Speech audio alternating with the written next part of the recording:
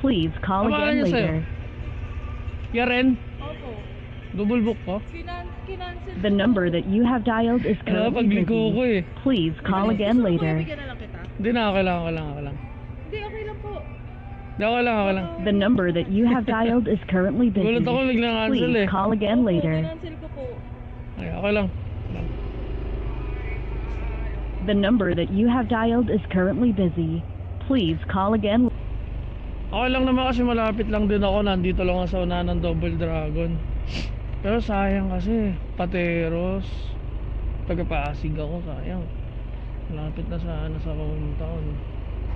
Pero okay lang. Nauna naman si Papsi.